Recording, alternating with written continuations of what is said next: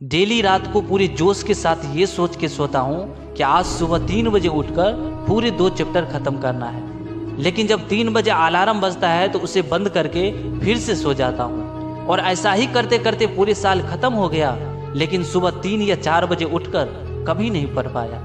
अगर तुम भी ऐसा ही करते आ रहे हो तो ये 2 मिनट का वीडियो देख लो।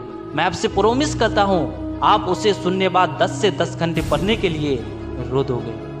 दोस्त, क्या तुम्हें अपने माँ बाप का त्याग नहीं दिखता है?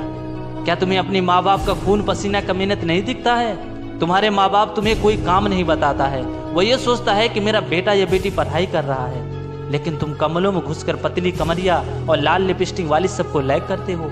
और जब घंटे घंटों तक फोन चला के थक जाते हो फिर सोचते हो कि चलो कुछ देर पढ़ाई कर लेता हूँ, और फिर 1 से 1.5 घंटा पढ़ाई करने बाद कॉपी किताब बंद कर देते हो।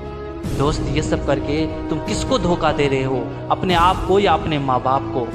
एक बार अपने दिल पे हाथ रखकर सोचो, जब कोई तुम्हारे माँ बाप से पूछेगा कि तुम्हारा बेटा या बेटी इस बार एग्जाम दिया था तो कितना नंबर आया है, तो उस समय तुम्हारे माँ बाप क्या जवाब देंगे?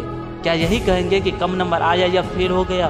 तो ये बात बोलते तुम्हारे माँ बाप को कितना शर्म होगा, कितना इंसल्ट होगा।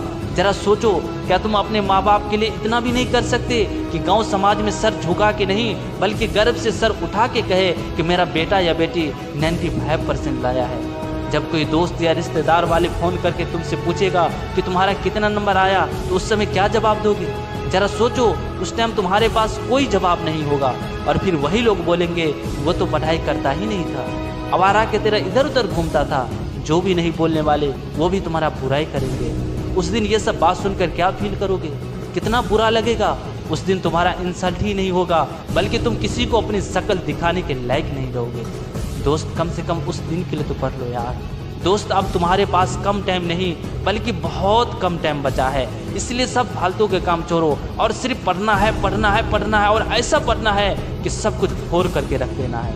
लेकिन सबसे इम्पोर्टेंट, इस फोन को कुछ दिनों के लिए अपने से अलग कर दो, नहीं तो आपका बना हुआ जिंदगी बर्बाद कर देगा ये मोबाइल फोन।